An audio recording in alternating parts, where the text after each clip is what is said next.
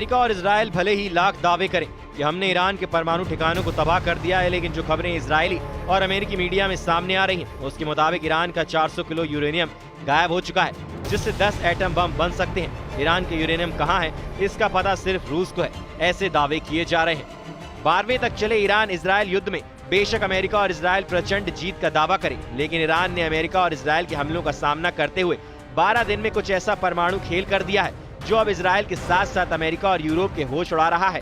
हम आपको दिखाने जा रहे हैं कि ईरान के पास मौजूद 408 किलो ऐसा यूरेनियम जिससे 10 परमाणु बम आसानी से बनाए जा सकते हैं, लेकिन अब दावा किया जा रहा है कि ईरान ने अपना 408 किलो यूरेनियम ऐसी जगह या देश में छिपा दिया है जिनसे खोजने में इजराइल और अमेरिका के पसीने छूट चुके हैं। दावा किया जा रहा है कि 22 जून को जब अमेरिका के साथ B-2 बमवर्षकों ने 14,000 हजार किलो के 12 से ज्यादा बम फोर्दो, नतांज और इस्फान एटमी अड्डों पर गिराए, उस हमले में ईरान की यूरेनियम को रत्ती भर भी नुकसान नहीं पहुंचा।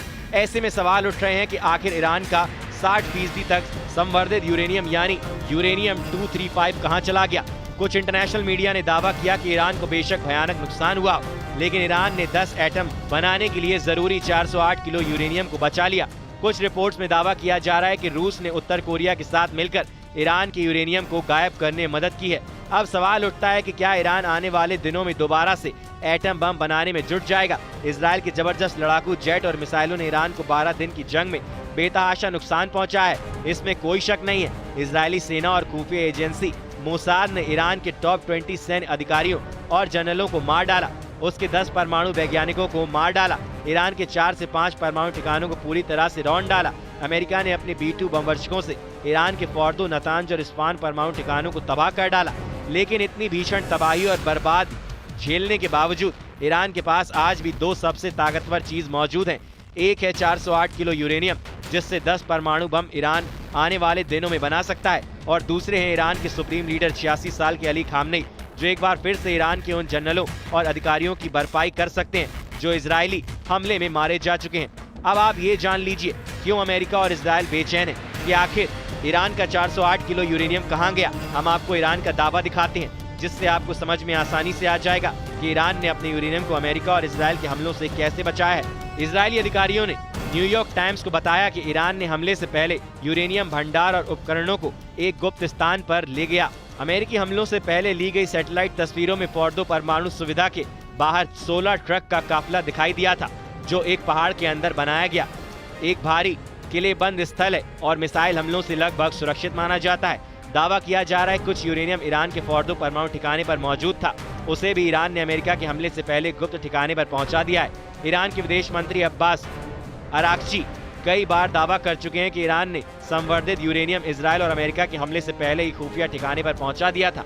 दावा किया जा रहा है कि ईरान ने 408 किलो यूरेनियम को 16 ट्रकों से कहीं छिपा दिया है, जिसमें दावा किया गया है कि 22 जून को अब अमेरिका के 125 लड़ाकू विमानों, बमवर्षकों और टॉम क्रूज मिसाइलों ने ईरान के परमाणु ठिकानों पर हमला किया था।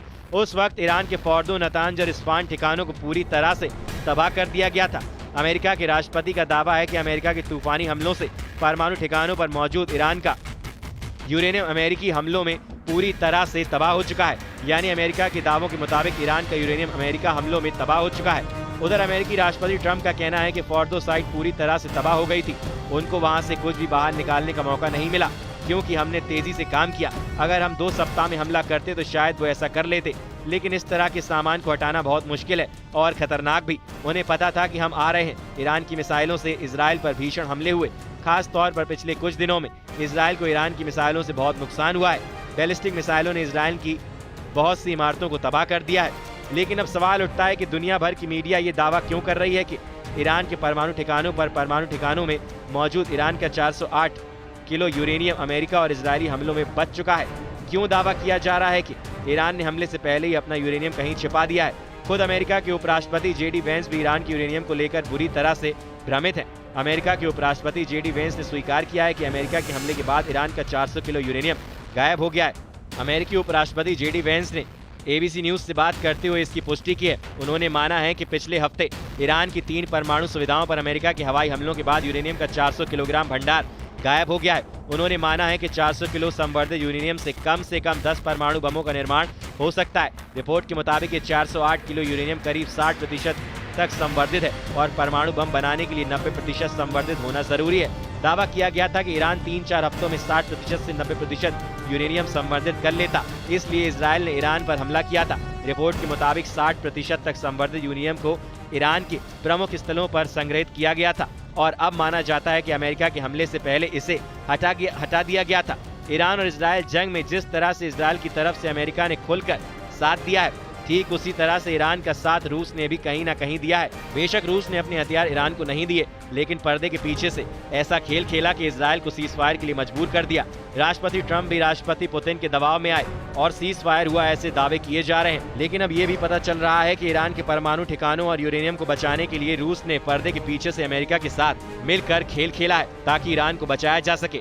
इसका सबूत है पुतिन के बेहद करीबी और रूस के पूर्व राष्ट्रपति दिमित्री मेदवेदेव का वो बयान जिसमें उन्होंने ईरान को एटम बम देने की बात कही थी। रूस के पूर्व राष्ट्रपति दिमित्री ने सोशल मीडिया पर दावा किया कि ईरान के परमाणु ठिकानों पर अमेरिकी हमलों के बाद कई देश अब ईरान को परमाणु हथियार देने के लिए तैयार हैं। यानी दिमित्री के मुताबिक दुनिया में कई परमाणु संपन्न ऐसे देश हैं जो ईरान को जंग के लिए गुपचुप तरीके से परमाणु हथियार दे सकते हैं। एक्स पर एक पोस्ट में दिमित्री ने सुझाव दिया कि इस्फहान, नतांज और फोर्दो में 3 साइटों पर संयुक्त राज्य अमेरिका के हमलों का उल्टा असर हुआ है और अमेरिकी राष्ट्रपति डोनाल्ड ट्रंप ने जो हासिल करने का लक्ष्य रखा था उसके विपरीत परिणाम सामने आए हैं। मेदवेदेव के मुताबिक परमाणु सामग्री का संवर्धन और हम इसे स्पष्ट रूप से कह सकते हैं परमाणु हथियारों का भविष्य का उत्पादन जारी रहेगा। दिमित्री ने जिस तरह से ईरान को परमाणु बम देने को लेकर बयान दिया है उससे अमेरिका और इजराइल को हिलाकर रख दिया है। लेकिन इधर इजरायली सूत्रों ने ईरान के 400 किलो यूरेनियम पर एक बड़ा खुलासा किया है। इजरायली सूत्रों का दावा है कि ईरान ने यूरेनियम कहां छिपा रखा है, इसका पता इजराइल की खुफिया एजेंसी को लग गया है। सऊदी समाचार आउटलेट अल हदथा ने मंगलवार को एक अज्ञात इजरायली सुरक्षा स्रोत का हवाला देते हुए बताया कि इजराइल को ठीक से पता है कि ईरान अपने समृद्ध यूरेनियम के भंडार कहां रख रहा है। अल हदथा से बात करने वाले अधिकारी ने आगे दावा किया कि अधिकांश समृद्ध यूरेनियम ईरान में मलबे के नीचे दबा हुआ है। अब ऐसे हालात में अगर ईरान का यूरेनियम ईरान के बाहर पहुंच गया तो आने वाले दिनों में ईरान को रेडीमेड एटम बम मिल सकते हैं और इस खेल में अगर रूस और उत्तर कोरिया ने ईरान का साथ दे दिया तो यकीन मानिए ये इजराइल और अमेरिका के लिए किसी तबाही से कम नहीं होगा।